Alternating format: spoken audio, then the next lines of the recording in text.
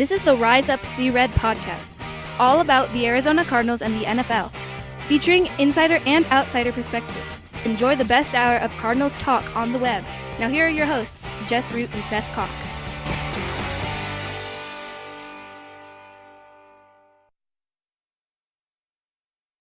Welcome, Arizona Cardinals fans, to the latest edition of the Rise Up See Red podcast. I'm your host, Jess Root from CardsWire.com, the USA Today NFL wire site for your Arizona Cardinals. My co-host, as always, is Seth Cox from RevengeOfTheBirds.com, SB Nation's Arizona Cardinals site. And tonight's episode 226 was supposed to be just our first round mock draft. We're still doing it. However, some troubling news from Cardinals camp come out with Patrick Peterson making some noise again, and we got to talk about it. So before we get to the mock draft, which we will go over, we'll talk the heck out of the Cardinals pick at number 1, if in fact they stay at number 1, and then we're going to go through the entire first round. We've even this year, I think, is the first year we've included trades. And we're going to try and do it. And then we'll see actually how this turns out later in the week when the actual draft happens. Unfortunately, we have to start with Patrick Peterson, who apparently is unhappy for some reason. And he made some cryptic posts on Instagram. He kind of wiped his social media from all the Cardinal stuff. He says, one of the posts on Instagram, I see where we stand. There was some lyrics from a Drake song. Wow. But he says, then he talks about, shows a picture of former teammates that have all left the team, walks out for the snake in the grass, things like that. And now he does not report for, albeit voluntary, veteran minicamp. And he's unhappy about something. But what was your reaction when you first ran across this news? Because people were scrambling. Honestly, fans were asking about it, and no one who covers the Cardinals had any idea at all, because it was so – you didn't know it felt like it was purposeful, but you didn't know for sure. Like, it was almost like it for Phoenix Suns fans when Eric Bledsoe says, I want out of here, and he was at the hair salon. And everyone felt there was something more to it, and there was. This kind of felt like it, but there was no one who knew anything.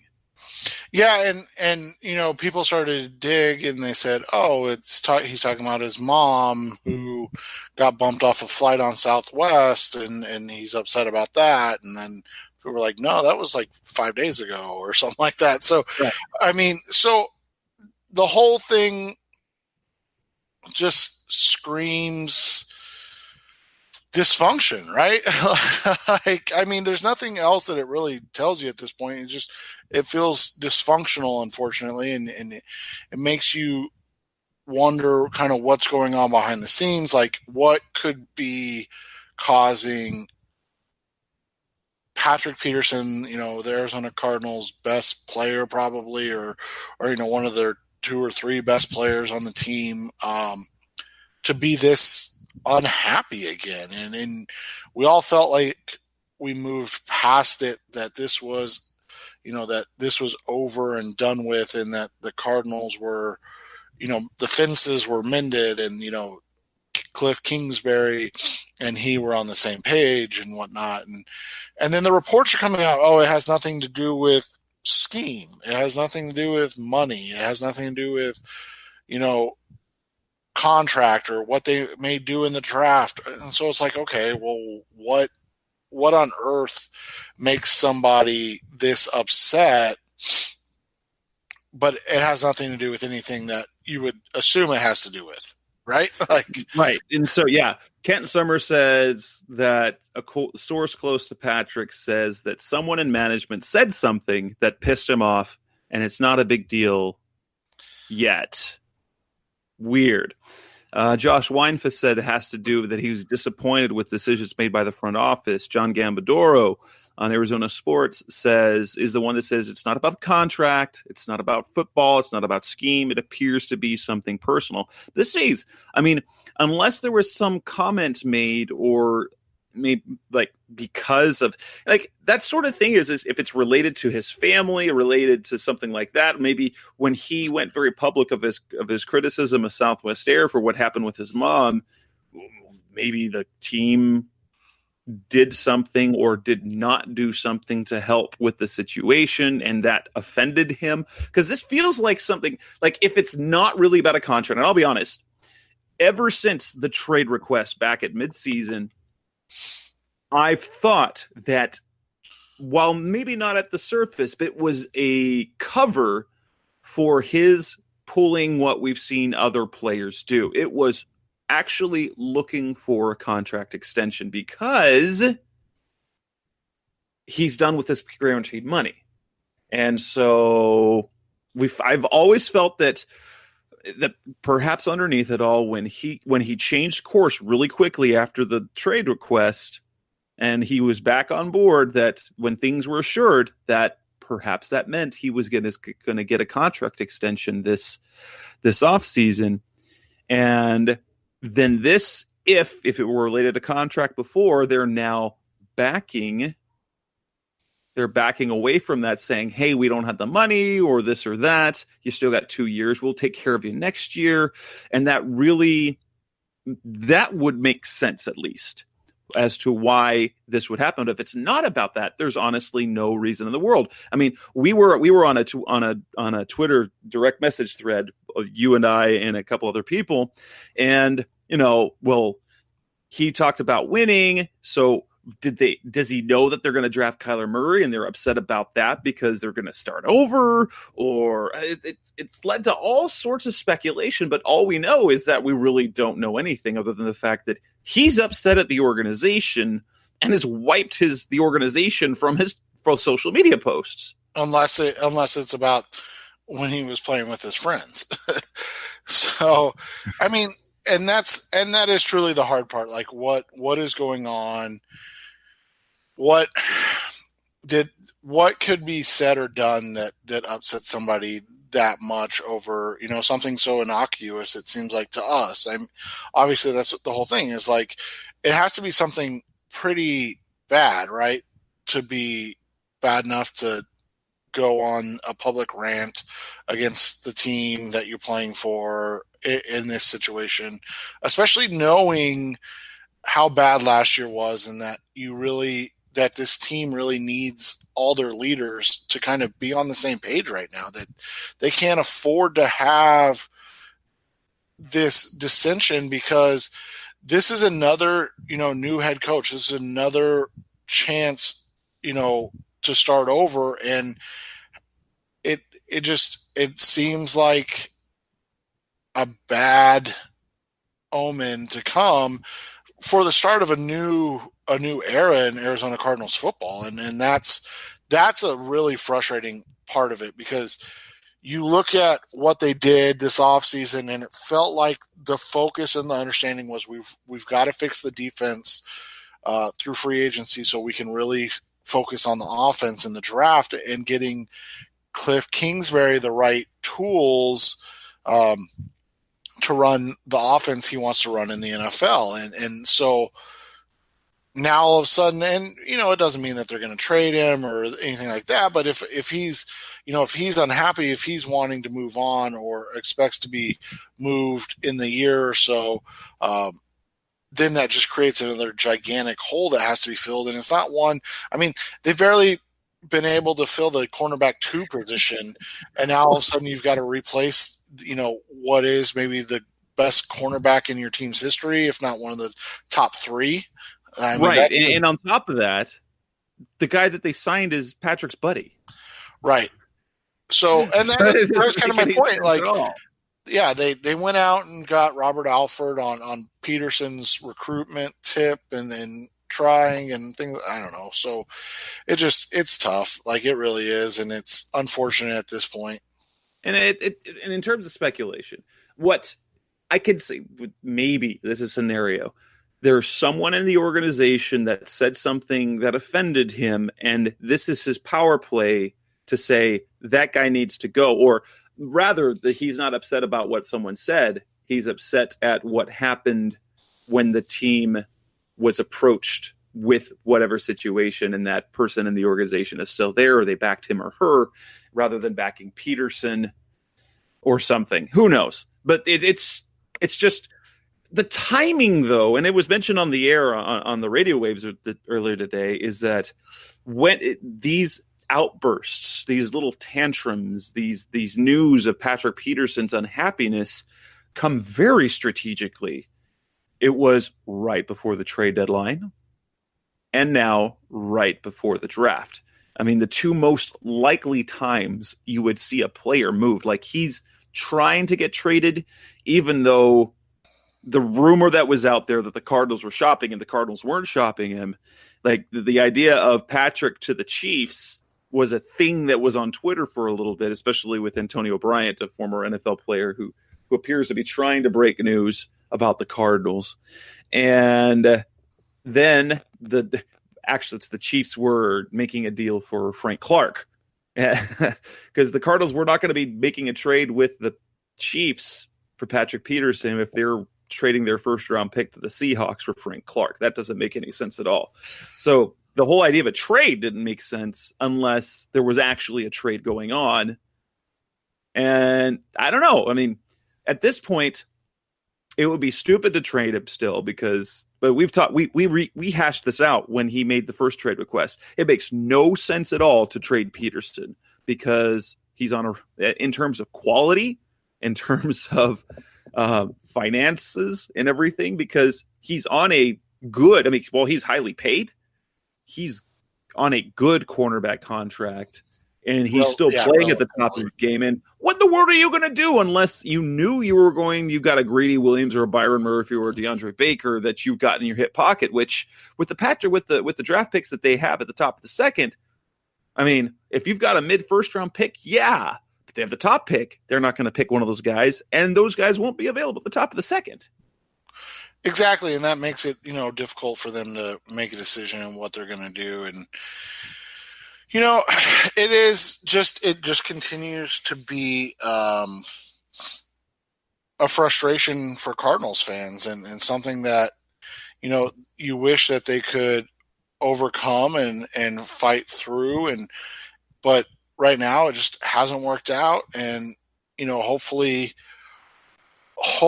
this team, starting on Thursday, kind of gets going back in the right direction, or, with the hire of Cliff Kingsbury, they already are back in the right direction type of thing. Because you don't really want you really don't want this to hang over the franchise for too long. Right. Now, how do you see this ending? Do you see this kind of blowing over and things end up getting back to normal, at least until next off season, or is this going to be something that we're going to have Peterson issues arising from time to time? For me, if that continues, I don't think Peterson will get voted a captain at this point. It would be weird if he were. So, I reached out to every contact I have, and the overwhelming response was they're not trying to trade him. So I just think this is a situation where you look at it and they have tried, or they've told him something that he feels like has not been honored. And so if they find a way to honor that, then it's done and over. If they don't, well, then they're going to have to do something, but I don't think that they're going to trade him at this point. Well, honestly, let's hope not. Now, let's get back. So coming up next on the Rise Up Sea Red podcast, the best hour of Cardinals talk on the web, we're going to talk about our mock draft. It is time to mock the first round. It's the only, I personally don't do mock drafts except for this show. It's way too hard. Let's be honest. It's way too hard. I don't know how people do it week after week and play with scenarios. That's too many teams to think about and their needs and the players and stuff like that. Way too hard. Coming up next, we're going to talk about first the Cardinals pick at the top of the draft if we think that they're going to be at the top of the draft. That's coming next on Rise Up Sea Red. We're back on the Rise Up Sea Red podcast, the best hour of Cardinals talk on the web, and it's time to start our mock draft. And luckily, we don't have to kind of burn through a few picks to get to our pick. Like last year, we talked about, okay, who's going to be there at number 15?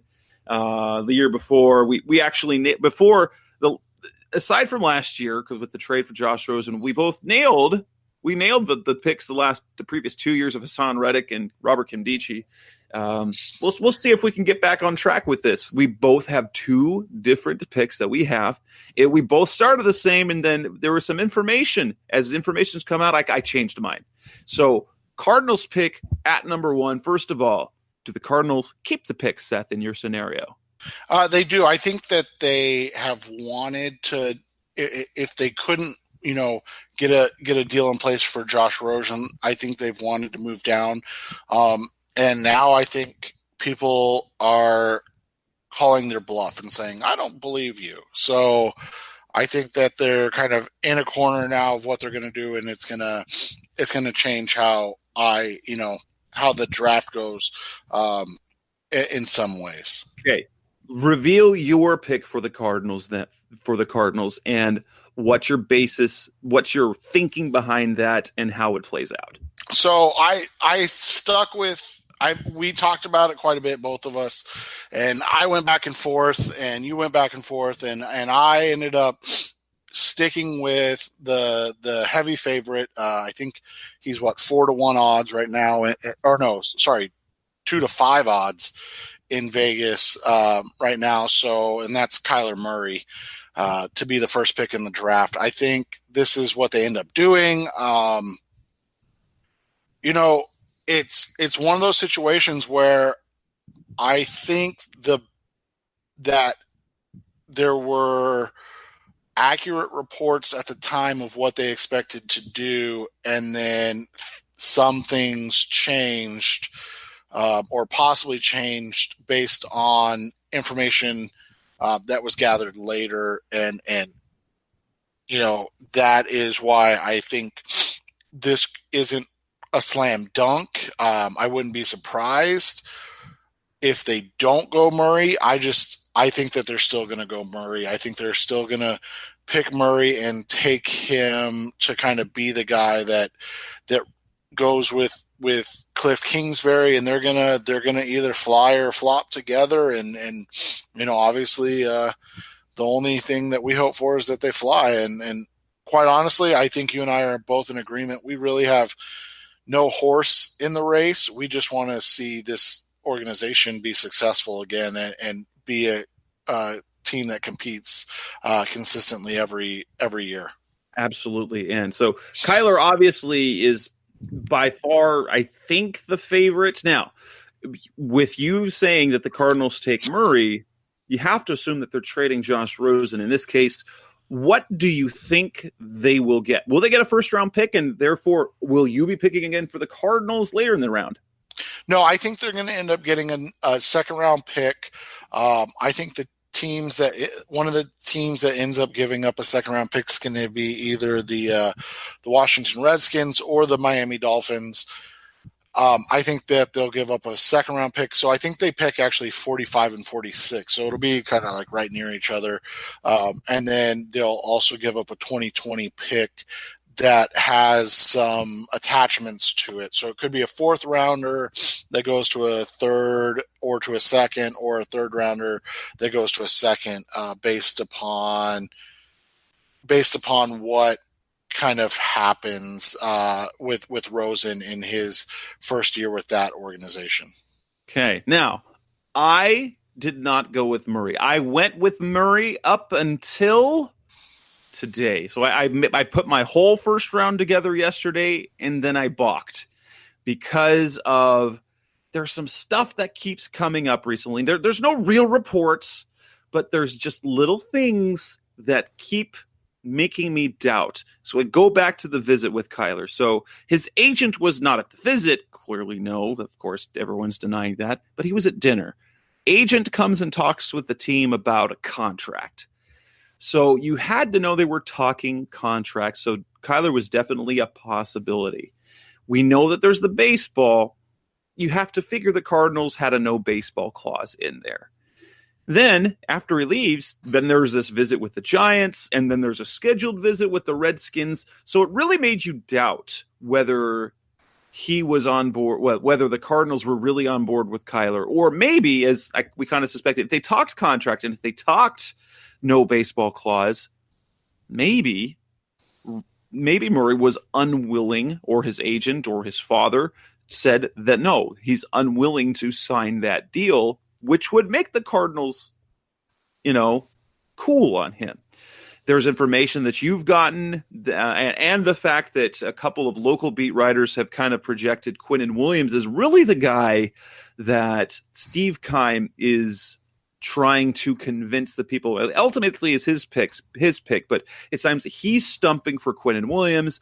Billy Davis is in the room. He's stumping for Nick Bosa, and so it seems more when Daniel Jeremiah said 90% certainty to 60%, I'm down to 50-50. I'm down to 50-50, and instead of Murray, I say a combination of the contract issue and, two, Cliff Kingsbury getting to work with Josh Rosen and getting his sort of trial run, so now we can believe in him, and the fact that maybe that's the Cardinals just didn't get an offer that they were blown away for Rosen, and so they've already got this quarterback in the building who's doing all the right things that they really believed in, and now Cliff Kingsbury has gotten a chance to work with him. Has been won over a little bit, maybe not completely, because for Cliff Kingsbury, I'm going to say that Kyler Murray is that one girl, the girl he fell in love with,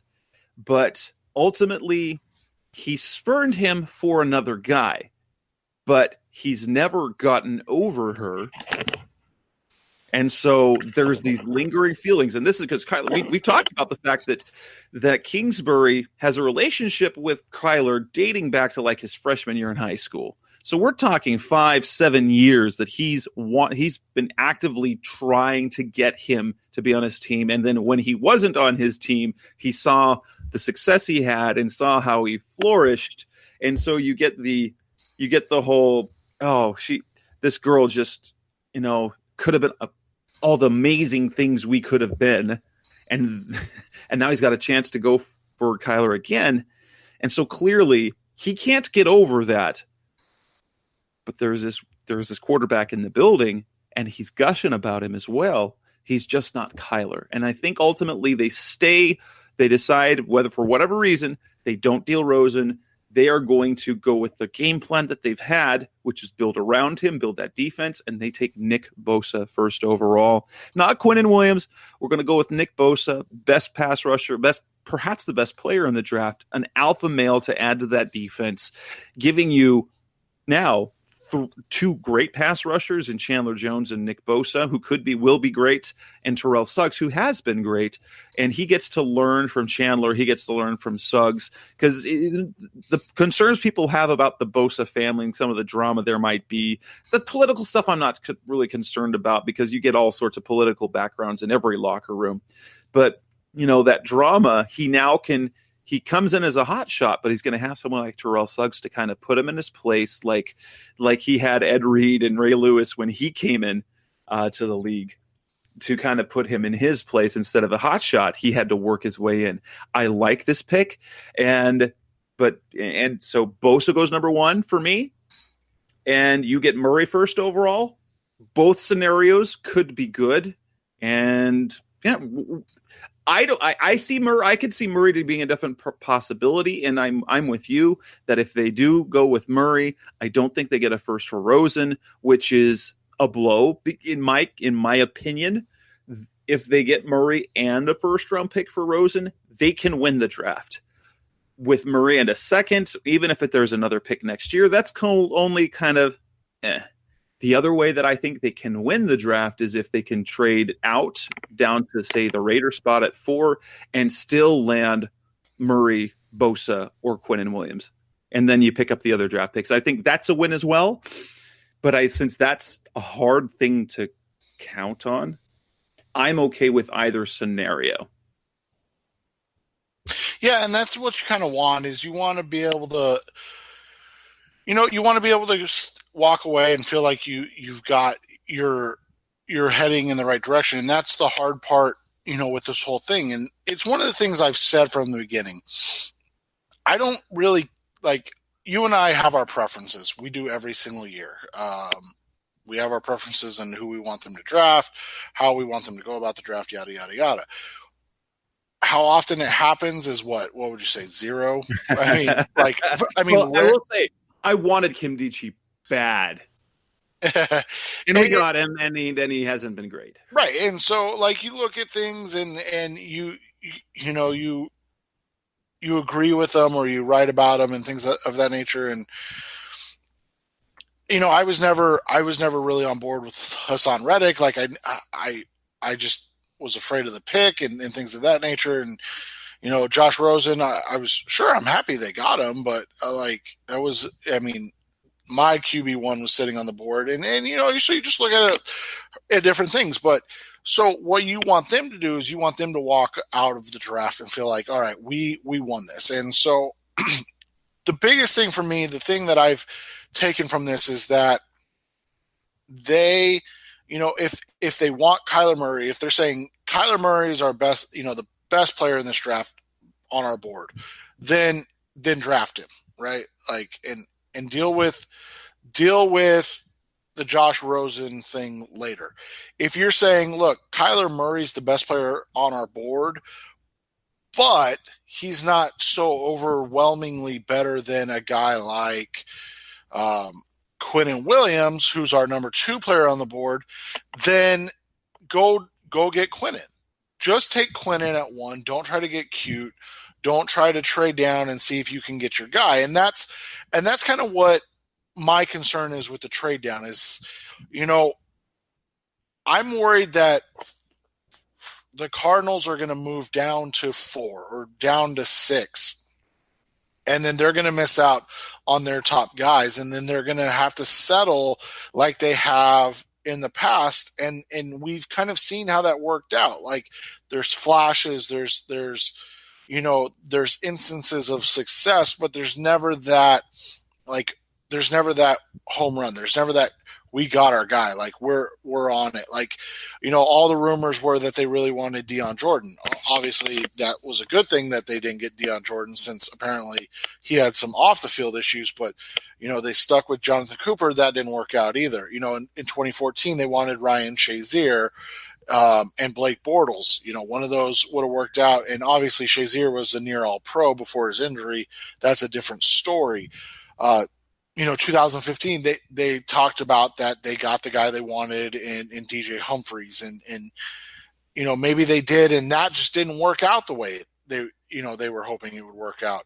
But even then there were whispers that it was Bud Dupree or even Shane Ray that they wanted. Right. And then in 2016, they got a falling Robert Kimdiche. They really wanted Paxton Lynch. And yeah, exactly. And then in 17, they talked about they wanted Mahomes or Watson or, and so that's where my struggle comes in is for so many seasons in a row, you've settled for the next guy.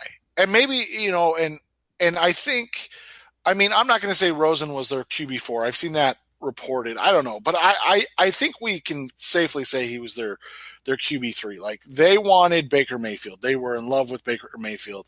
And everybody you and I have talked to has told us that they were absolutely in love with Josh Allen. Now, that's not to say that they didn't like Josh Rosen, but their top 2 QBs were other guys. And so when you look at it from that perspective, they made a trade in terms of value that they like, but maybe they didn't go get their top guy. And so that's been my only argument against trading down this entire time is you've never truly gotten your guy. You've always had to take, the next guy down or, a guy 5, 6, 7, 10 guys down based on your board. And then this year you have the pick. You don't have to settle. You don't have to do anything else. You can literally just, if you say hey, Quinnen Williams is the best player in this draft, then just draft Quinnen Williams. That's the struggle I have with the whole trade down thing. So whether or not I agree with the pick, if they make the selection at 1, you have to feel like they got their guy, right? Like they're not going to settle for somebody else. We've made our picks. We gave our explanations for the top pick. How does the rest of the first round play out? Coming up next on the Rise Up See Red podcast, the best hour of Cardinals talk. We'll talk about the next picks in the draft, numbers 2 through 10. That's coming up next on Rise Up See Red. We're back on the Rise Up See Red podcast. So the Cardinals have their guy. For Seth, that's Kyler Murray. For me, that's Nick Bosa. How does the rest of how do the next 9 picks play out? As I look at, we actually have our kind of put up, so we know what each other's picks are. Aside from this next pick, picks 2 through 10, only 2 are the same. What's your surprise at number 2? My surprise at 2 is that the 49ers pass on Nick Bosa. I think that everybody has assumed that that's who they want, that that's who they will take. I don't think it's a foregone conclusion. I think that no player has helped himself more in the interview process than Quinnen Williams, and him being an engaging guy who wants to be the leader of a defense, who wants to be the guy that you build your defense around. And that has, endeared him to a number of teams. And I think that team includes the San Francisco 49ers at 2. And, well, you got Quinnen Williams number 2, but I have Quinnen Williams for number 2 for a different reason. That's because Bosa's not available.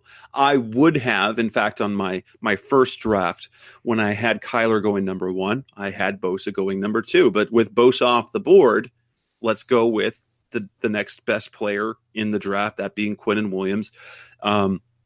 It's interesting. And the fact that you're starting to hear kind of chatter where the Cardinals might consider him first overall just tell you how impressive he's been. Someone who happened to be in an interview said his interview, his story is moving, and that his work on the whiteboard was impressive. And sure, there was only the one big year of production, but you combine that with the background, the passion for the game, and then on top of that, the smarts, which are all things that the Cardinals and Steve Keim in particular fall in love with, because they've got to be productive, they've got to be athletic, but they've also got to have a passion for the game, he always says, and they've got to be able to process information. If Quinnen Williams has all that, that's going to be good, which this kind of plays out interesting because for you now, you remember how Joey Bosa surprisingly fell in the draft. It might be happening in your draft now, playing kind of repeating history, right? Yeah, and that's, something that we could see, and we know the Jets. The Jets, I believe, were the team that cut out Bosa, right? That said, "Oh, don't come out." Right. So that's why I have the Jets passing on Nick Bosa, because could they take him? Absolutely, 100%. He would be a nail of a pick for them, but they told him not to come out. So clearly he's now here. Here's the thing: we both have trades. And this is where I have 3 trades, 3 trade ups in the first round happening for quarterbacks, and my explanation for that is when we look at I think it's the last 10 quarterbacks that were drafted in the first round, with the exception that they've all either been drafted by the team who possessed the top pick overall or a team who traded up to acquire him. So I used that, and that's what thinks is going to happen. We both have a trade. We both have different teams. My pick at number 3 is not the Jets. I have, with Kyler Murray not being taken first overall, that the Miami Dolphins, the team that everyone thinks is tanking for Tua next year, trades up from the 13th pick to number 3 and selects Kyler Murray. I'm not going to deal with what the trade was. I'm just going to say they moved up, and that bumps the Jets down to number 13 overall. What team do you have trading up, and who's the first quarterback? Who becomes the next quarterback off your board? So the Jets trade down to 6. They get 6, and I think it's 36, but I can't remember off the top of my head what second round pick the Giants have. So the Giants trade up from 6, and they're able to take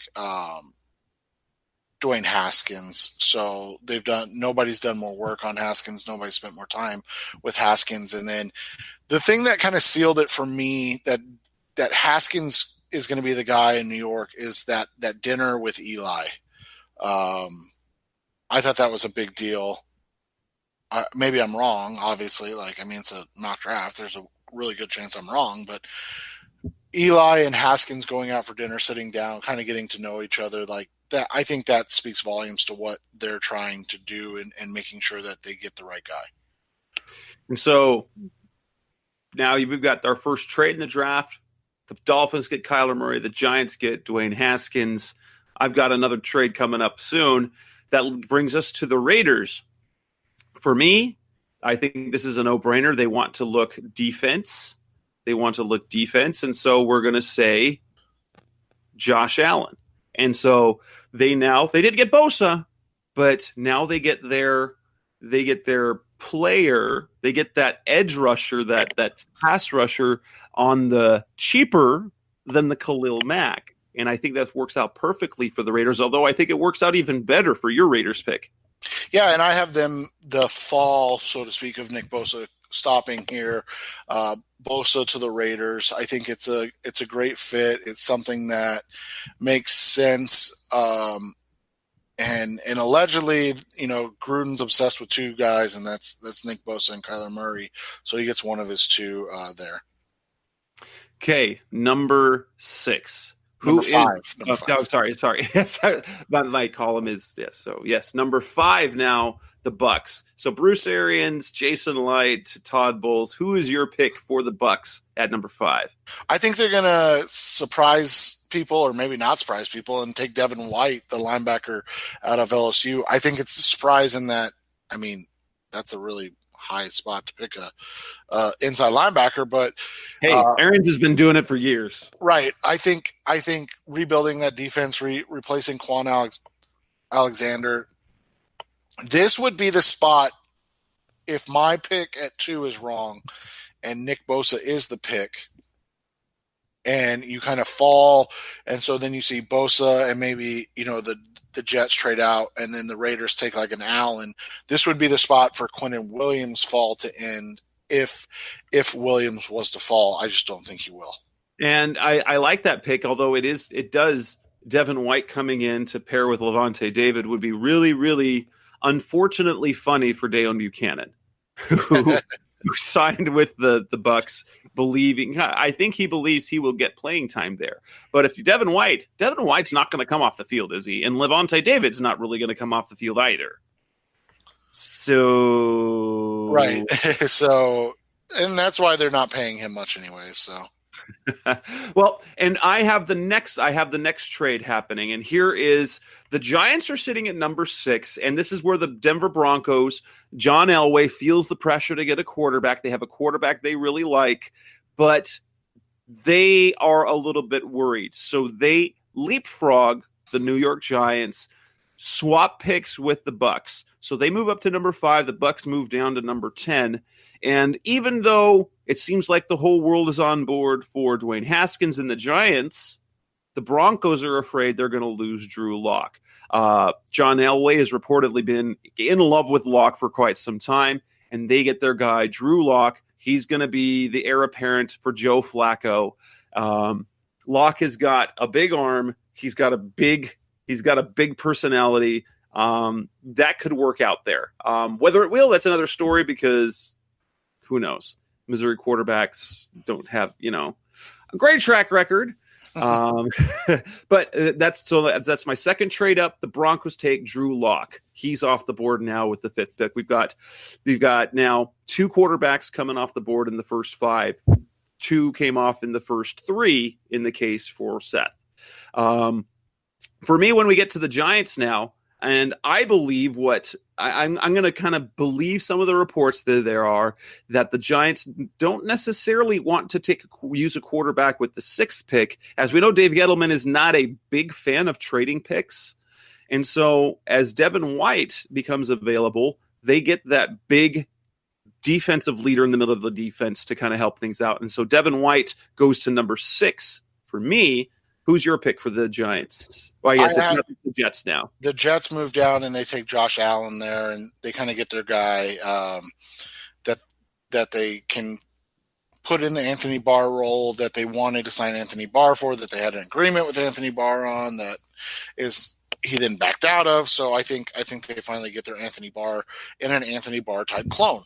So now in the case of Josh Allen, will he play off the ball, or will he play on the edge? That's kind of what Greg Williams wanted to do with him, was be able to do both. Okay. So that's why they wanted Barr, because Barr can do both so well. So I think they'll do that instead with Josh Allen. Okay, number 7 with the Jags. What's the plan there? We both have offensive linemen. After all, they did go pay Nick Foles a whole lot of money. Who's your pick for the Jags on the offensive line? I'm taking Jonah Williams. I still think he's the best offensive lineman in the class. And I think that because the Jags don't necessarily need a left tackle, they're going to take a guy that can play guard or right tackle in Jonah Williams, as opposed to a tackle-only type guy, although I have him the same guy you're going to take next. So it's not like there's that much of a difference. Right. And for me, I have them taking Jawan Taylor out of Florida. So he's kind of a known quality. He's a known quantity there in Jacksonville as he's the Florida Gator. So Jawan Taylor, Jonah Williams. So the Jags are going offensive line. Who's your number 8 pick? My number 8 is going to be Jawan Taylor to the Lions. And mine is it's a mocked up several times. In fact, I kind of went back and forth how they could do, but this makes too much sense. They're going to go get who people believe is the most complete tight end in the draft, who kind of can do it all, in TJ Hawkinson out of Iowa. Gives them another weapon offensively to add to Matthew Stafford, especially as they had a really good talented tight end in Eric Ebron, who then thrived somewhere else. They're going to try and do it again. Yep, and your pick makes sense, and it was one I almost made, and I just kind of changed it at the last minute. And then we agree on one again. I think It's the first one we've agreed. Oh, well, since the 49ers pick. Right. And so we both for number 9 at the Bills. The mini fall of Ed Oliver comes to an end, and he lands with the Buffalo Bills. I'm excited about Ed Oliver. I know you and I both are intrigued by him. So if the Cardinals were to trade down, whether it be at 4 or 6, if that were to happen, Ed Oliver would be a really intriguing guy to add to the defensive line. I think he will be good anywhere as long as he is not a Robert Nkemdiche clone in terms of how he plays. He needs to be more disciplined. But we believe he's a much better, more consistent player than Nkemdiche is. Exactly, and he'll be a guy that can, kind of wreak havoc. I think that would be a huge get for the Bills. Now, for number 10, for me, because the Broncos traded up, is going to be the Tampa Bay Bucks, and you've got the Broncos still. Who's your pick for the Broncos at number 10 to round out the top 10? I think another another off-the-ball linebacker gets picked in the top 10, which is crazy to me, but that's kind of how this class is. It's kind of crazy. I wouldn't say it's like great. I think that there's talent in a lot of places, and so Devin Bush, the Michigan linebacker, goes and kind of is the going to be the guy in the middle of that new Vic Fangio defense. And that he should play really well there as well. For me, the Bucks, they trade back. Todd Bowles is going to want a pass rusher off the edge. I think, if you look at what they have, I almost went Brian Burns here, because I know how much they would love to have a speedy guy off the edge. However, I also remember when the Cardinals, when they had Todd Bowles and then James Betcher, they always had bigger 3-4 guys playing on the edge. And so instead, I go with Clemson's Clelin Ferrell, who's a little bit bigger than Burns. He's not the lean, speedy guy, but he played at a high level. And I know Bruce Arians is a big fan of that Clemson program as well. So the top 10 is rounded out with a pass rusher. The third pass rusher comes off the board with Clelin Ferrell at number 10. And that wraps up the top 10. When we come back on the Rise Up C-Red podcast, we're going to go through the next 10 picks, 11 through 20. We'll be back on the Rise Up C-Red podcast. We're back on the Rise Up C-Red podcast, the best hour of Cardinals talk on the web. We wrapped up our top 10. So here's how the 10 go for Seth so far. Number 1 goes Kyler Murray to the Cardinals. Quinnen Williams, number 2 to the 49ers. The Giants trade up to number 3 to get Dwayne Haskins. Nick Bosa falls to the Raiders at number 4. Devin White taken number 5 by the Bucks. The Jets take Josh Allen at number 6. The Jaguars at 7 get tackle Jonah Williams. Then we get Jawan Taylor at number 8 for the Lions, Ed Oliver number 9 for the Bills, and Devin Bush, linebacker, at number 10 for the Broncos. My picks go Nick Bosa, number 1 to the Cardinals. Williams is the same pick at number 2. Kyler Murray is the pick for the Dolphins, who trade up to number 3. Josh Allen to the Raiders. Drew Lock, who the Broncos trade up for, is the quarterback at number 5. Devin White to the Giants at 6. Jawan Taylor, number 7 to the Jags. Tight end TJ Hawkinson to the Lions. Seth and I agree on Ed Oliver at number 9, and number 10, the Bucks, who now have the 10 pick, land Clemson's Clelin Ferrell. We go to the number 11 pick, the Cincinnati Bengals. Who comes off the board for you here? Much to the chagrin of my friends that are Bengals fans, they picked Daniel Jones, the quarterback out of Duke. So it's Andy Dalton again, only in the first round, right? Exactly. So they're using a higher. So if they weren't thrilled enough with Andy Dalton, they used a first round pick for him this time. And for me, I know that quarterback could be a possibility here, but instead I have them going offensive line. Jawan Taylor's off the board, and the Bengals will gladly take Jonah Williams off the board here to improve that offensive line where he's got a little bit of flexibility. He can play tackle. He can play guard. He'll help wherever he's playing.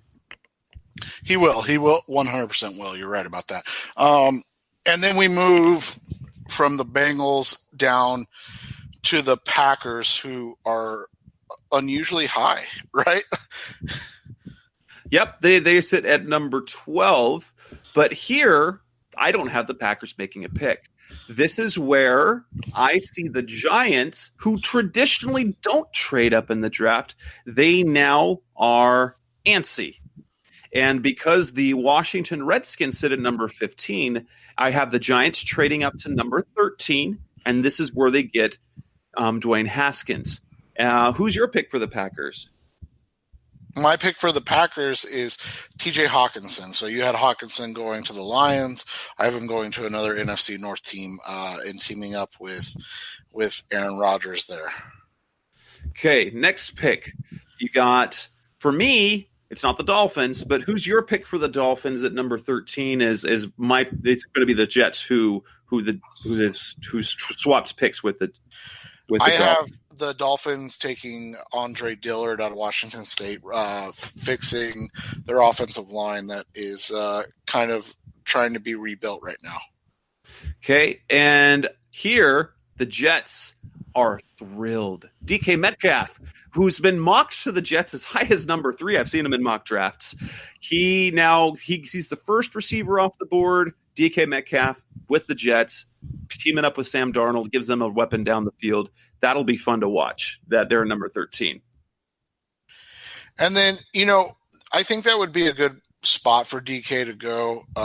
Obviously, helping out Sam Darnold and getting a guy that can make plays all over the field like him would be huge. Okay, next up is the Atlanta Falcons at number 14. we go two different directions. I have them going with the speed off the edge with Brian Burns out of Florida State. It's interesting fit-wise. We'll see how that works out for them, but I think that's a defense that likes speed. Let's give them speed off the edge as well.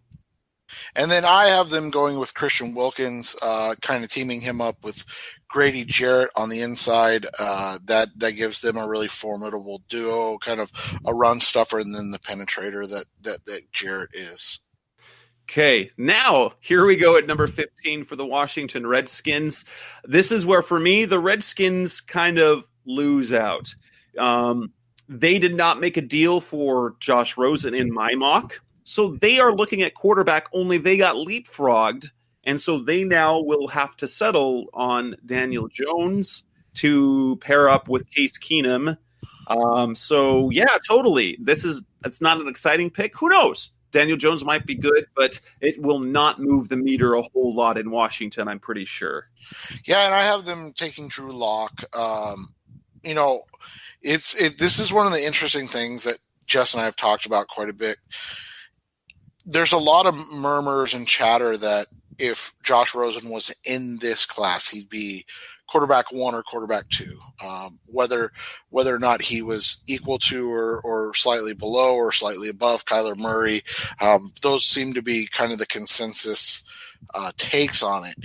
Yet teams are not willing to part with a first-round pick, but they're willing to draft Drew Lock and Daniel Jones.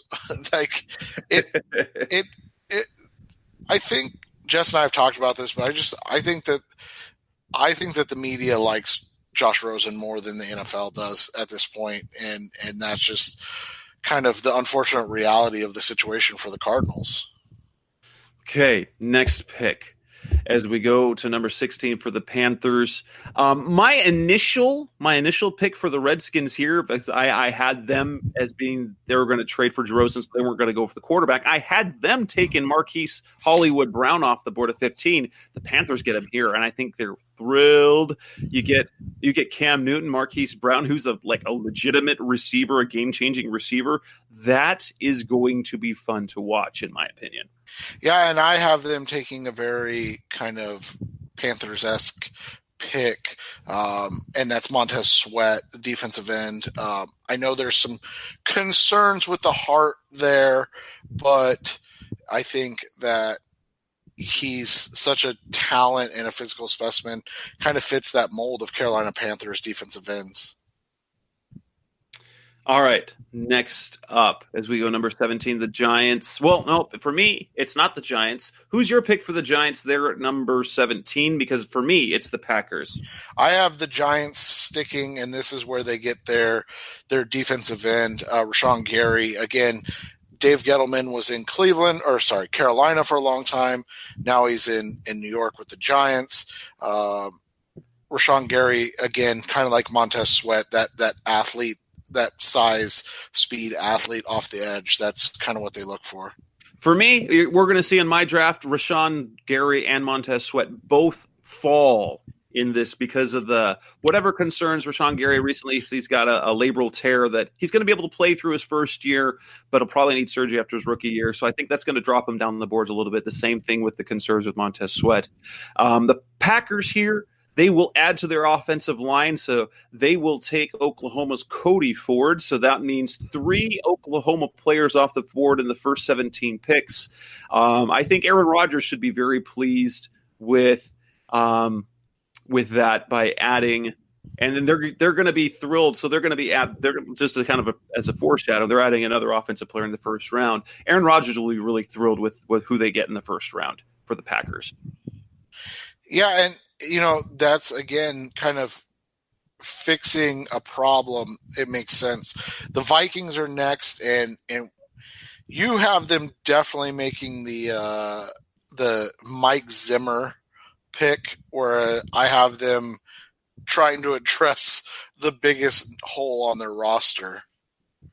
Yes, I have them going with the middle of the defense, taking Clemson defensive tackle Christian Wilkins. Mike Zimmer will love it. He knows what to do with defensive tackles, and he's always got good ones. So it will continue to strengthen that defense, which wasn't as good as they were supposed to be last year, which cause them issues for the offensive side of the ball and Kirk Cousins. So you strengthen that defense. You've got Kirk Cousins, but you make a smart pick yourself. Yeah, I have them taking Chris Lindstrom, the guard out of Boston College, who many Cardinals fans want. You and I like Chris Lindstrom. I just don't think he's going to be there at 33. I know he's one of the Gambo not five who they consider at number. Of course, they would consider Chris Lindstrom at number 33. He's going to be a top 20 pick probably. So that's what we get there at number 18. The Tennessee Titans at number 19. One of your favorite players in the draft, isn't it? That they get. Yeah, they get Noah Fant. I know they have Delaney Walker there, but this is kind of the Delaney Walker's ancient at this exactly, point. and Fant's kind of comp is Delaney Walker. So wouldn't it be great to be able to replace Delaney Walker with a new version, like something that some teams like to do is prepare for when a older player departs. Yes. So my guy for the Titans is this edge class is real quality. So we've got another edge guy coming off the board here. It's Jackie Polite, who will help that Tennessee defense a little bit more, give them another threat off the edge. And for the 20th pick, as we round out with the Steelers, we have another pick that converges, and it makes all the sense in the world. You and I both have cornerback Byron Murphy, a local kid to Arizona people, and a guy that never was really reported, but we know that the Cardinals had dinner with him a while ago.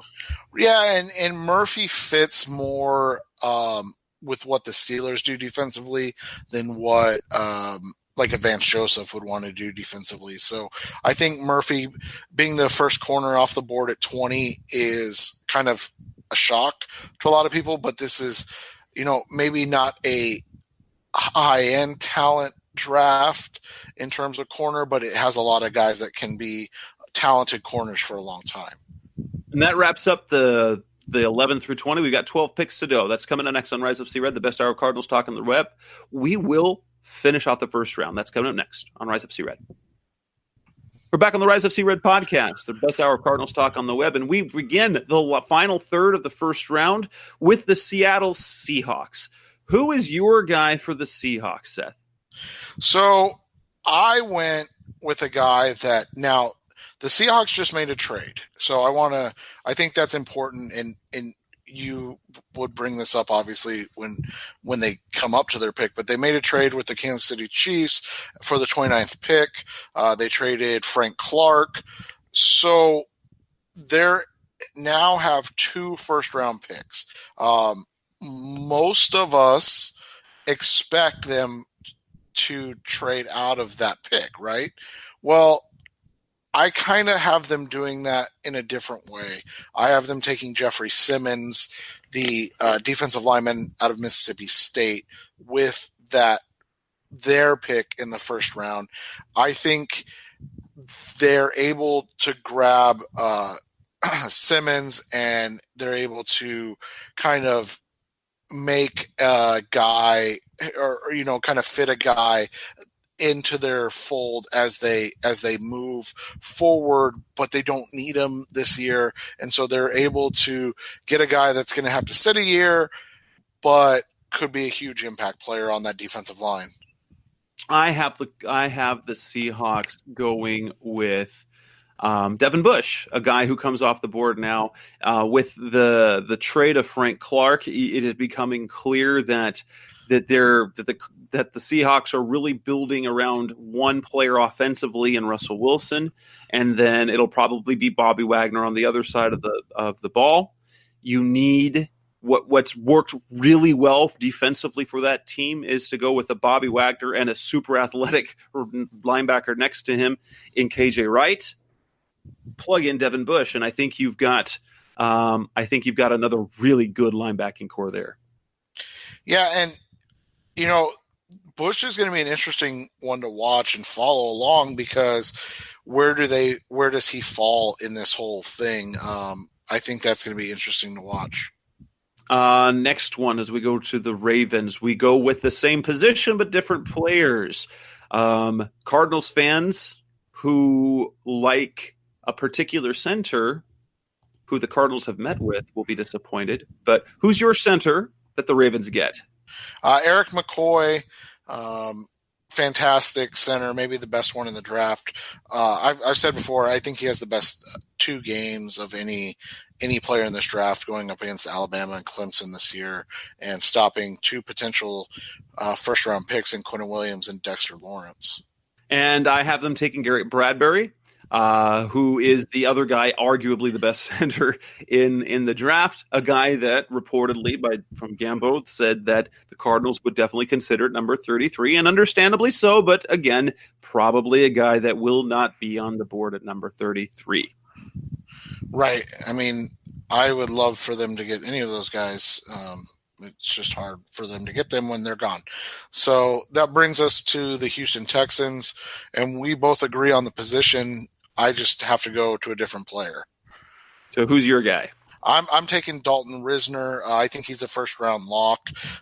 He's going to be a guy that's going to be interesting kind of to see where he plays because he is a very talented offensive lineman, but is he going to be a guy that ends up on the interior? Is he going to be a guy that ends up on the edge? We'll see where he plays along the offensive line.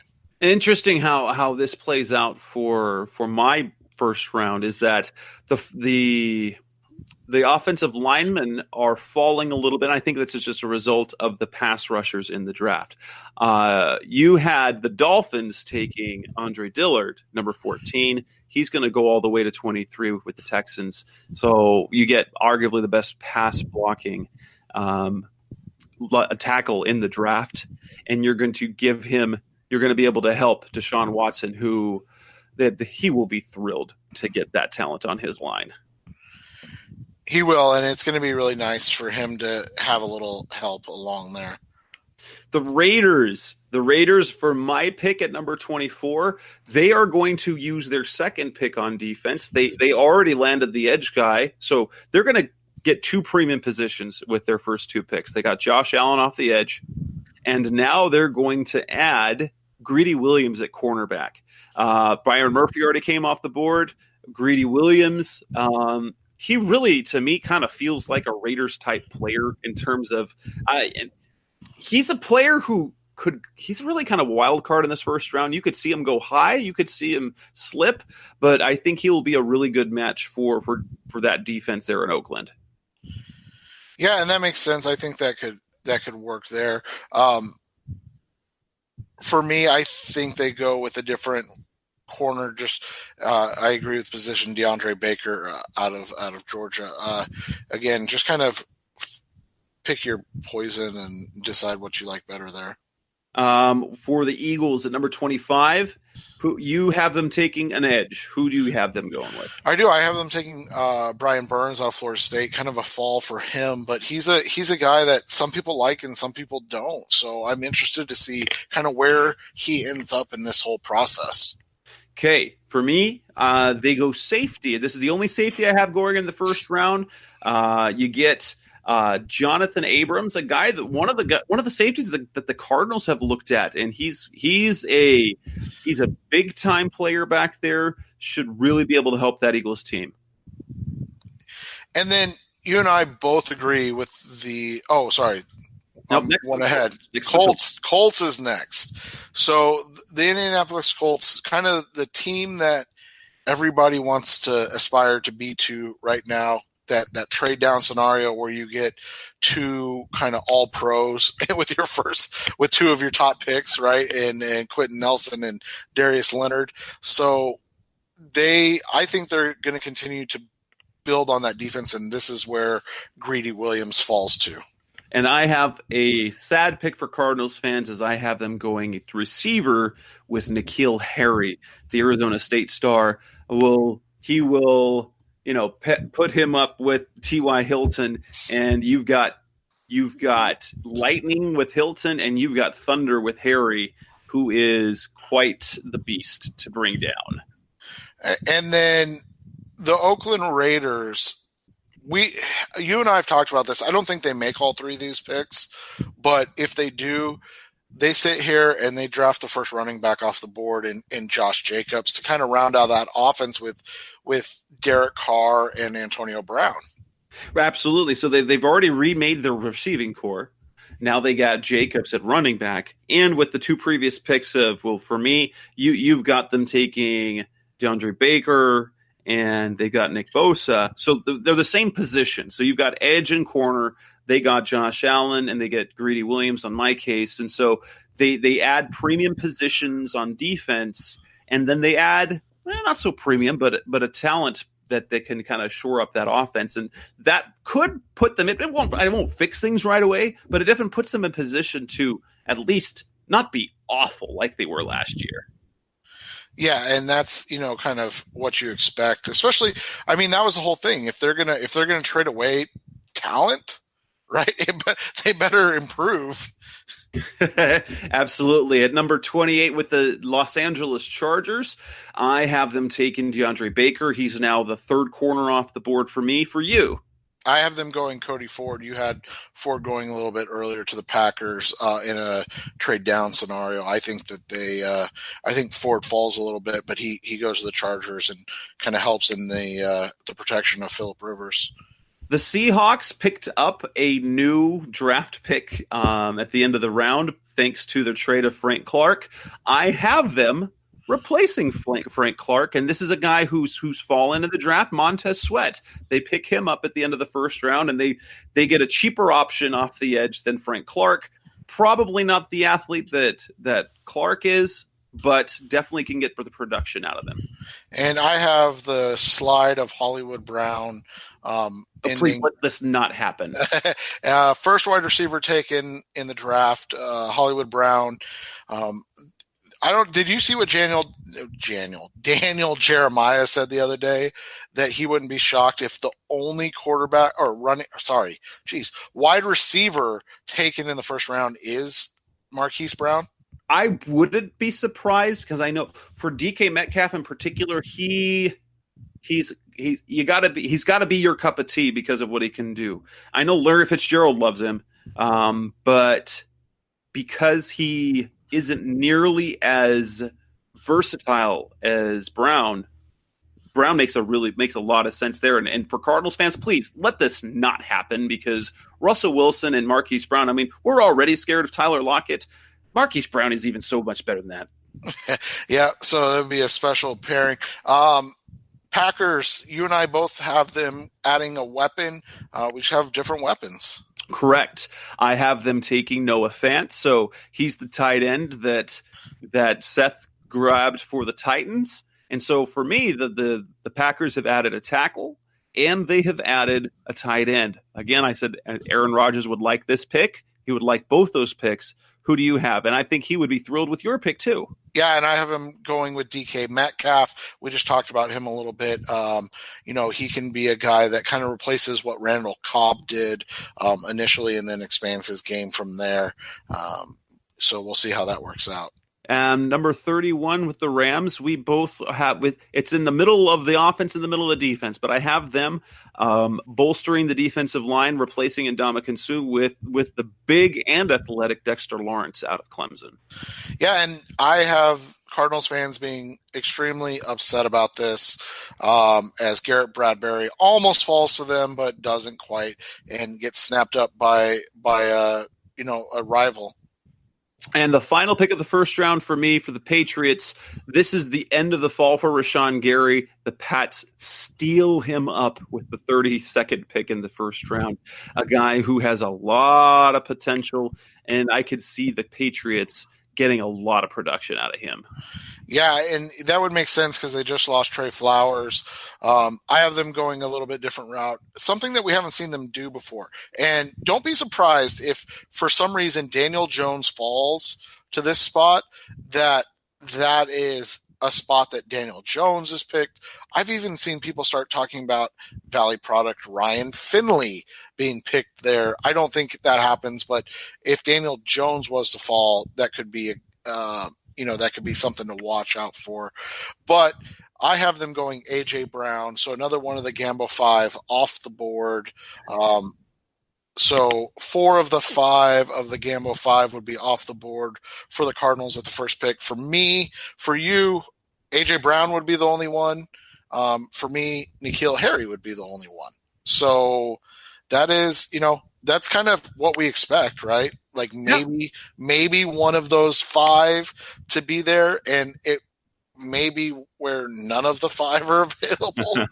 Very, very possible. And that, Cardinals fans, wraps up the entire first round. Now, by the time you listen, hopefully you listen to this before the draft, because then you could say, oh, those sound good. Because if you listen to it after the draft, you're going to be thinking, what morons were these guys? Or maybe we hit on a few because, Mark Dalton, the VP of Media Relations for the Cardinals, always loves to bag on the mock draft, saying the average is 2 or 3, with the best being 8 picks.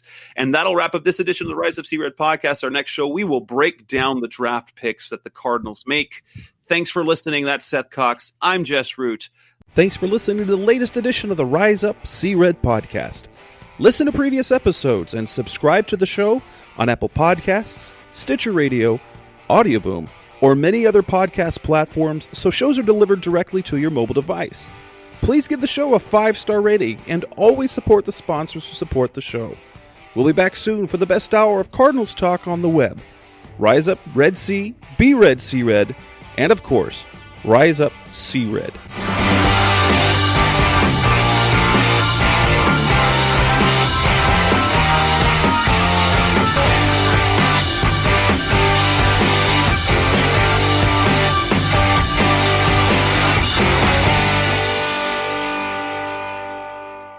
Rise up!